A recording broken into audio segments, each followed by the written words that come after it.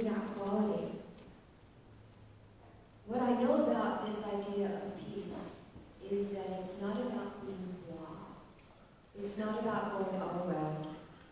It's not about being unemotional or non-responsive to whatever it is that's going on in the world.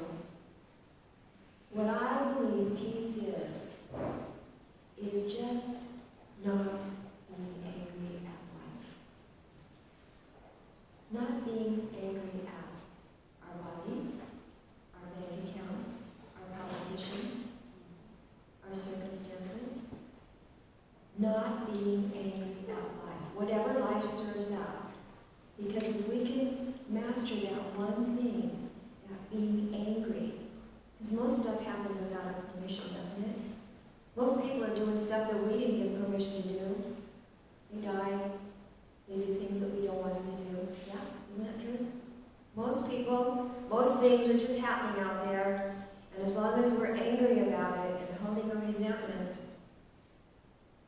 it's not going to be very beneficial. So if we can take care of our own anger, we can bring peace to our life. We can bring peace to our experience. The problem is most of us get real caught up in all that stuff, see? We get caught up in those wars. We forget to sit around like these soldiers did and sing Silent Night. Put down the guns, go out and play. We forget that, see? Because we've got despair, we've got fear, we've got jealousy. We're resentful. We're judging people. We have misperceptions about things that show up in the world. And so if we can recognize that in ourselves, if we can recognize our own despair, our own fear, our own anger, and embrace it, then we have the opportunity to transform it and integrate it. It's probably not going to go away. I'm not saying it's going to go away, but we can integrate it in a healthy way so that we can function on that level of peace and love and joy and harmony and hopefulness. The minute we stop struggling against what is, whatever that what isness is, life not showing up the way you want it to, the people that you want to be in your experience not there, your body not doing what it's supposed to do, your finances falling apart at the seams, whatever that thing is, the minute you stop struggling against that, simply stop and accept the thing for what it is. This is a big deal for those of us in 12-step.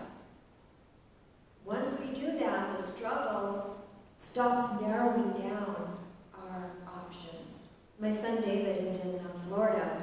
He made a drastic move. Gave me a 10-day notice, and he packed his car up and left. Just a couple of months after my daughter died, it was a shocking thing for me. And so he's in Florida, and he's struggling, trying to get reconnected with his work. And he's got car payments and insurance payments and whatever else is going on. And so I finally decided, well, even though he's in Florida, I can still be his mentor. His field of work is in the recovery. He works with people that are addicted. He's a psychologist. And I said, you know what, David, sometimes, because his car was a big deal, oh, Mom, I'm going to have to get rid of my car. I can't pay for my gas, can't pay for it. I said, okay, you know what? This is what we do. We look at it like I did when my house fell apart and Dennis died and everything was a disaster and I paid $500,000 every penny I had to fix the darn thing, right? The problem holds a solution. Stop struggling against it. I said, David, what's the problem? My car payment. I said, so what's the solution? Guess what he's doing after our little conversation? He's being a Lyft driver, being an Uber guy, while he's looking for a job on his iPad while he's shuttling people around Florida. See, once we stop struggling against whatever that thing is, what happens is, number one, we get smarter. Because I'll tell you what, when we're afraid, when we're in fear, when we're angry, guess what happens? We're stupider. We're stupid. We completely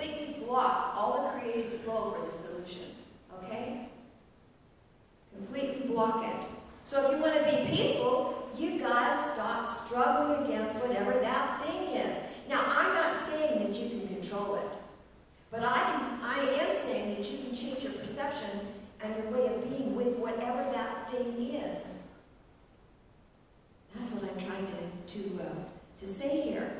Because when we struggle with something, it just gets deeper and deeper and deeper, and pretty soon, his friend that he went to be with in Florida said, "I'm so glad that I told you that David was struggling, because I think that you pulled him out before he fell into the pit." See, when we struggle, it just gets deeper and deeper and deeper, and we can't figure a way out. Let go of that, see. Recognize that there's a solution. There is some peace within this thing somehow. You know, Thich Nhat Hanh, one of my favorite teachers, was talking about the Vietnamese boat people. Remember that era in the 70s when people were trying to get safe and coming in boats? We've got to sort of a redo of that, don't we, right now? But his idea was that if one person could remain calm and stop struggling on the boat, so that that one person was a little bit calmer, a little bit more peaceful, guess what? It helped the entire boat to survive. It helped the whole boat when just one person was calm and peaceful. But we gotta take that mantle. We've got to be one. We gotta have the courage to find that desiderata on the wall when things are chaotic and snowballs are flying all around everywhere and we need a little peace. To remember that no matter what, it's still a beautiful world. We can be cheerful. We can be happy, see. We just got to change our attitude about whatever this thing is. Give up our need to control it and dominate it and make it our way. Boy, that has not worked for me. This year has been a big lesson for me. Forget trying to control anything. Stay open. Stay open to guidance. Stay open to creative possibilities, but I'm not going to control one darn thing. It has been a series of one damn thing right after the next. And we stay open to solutions. So we don't find this place of peace by trying to rearrange all this outer stuff. We find it by being calm, by being centered, by letting go of our anger at whatever that thing is, and realizing that really that peace, that calm, that love, that joy, that hope, that harmony is already within us. We just have to find the courage to let it out.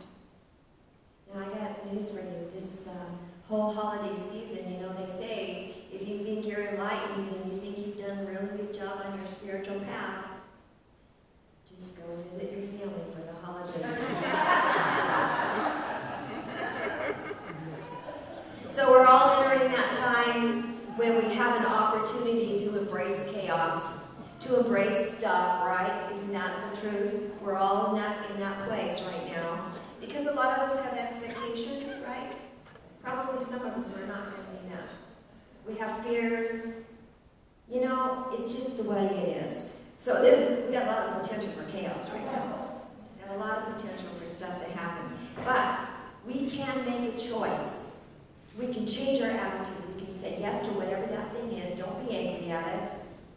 Don't be angry at it. Find the possibility within that thing. Remember, it's still a beautiful world. Just smile at it. Don't be angry at it. Whatever that thing is, however it shows up, don't be angry. Just remember that we really are all wearing that halo of peace all the time.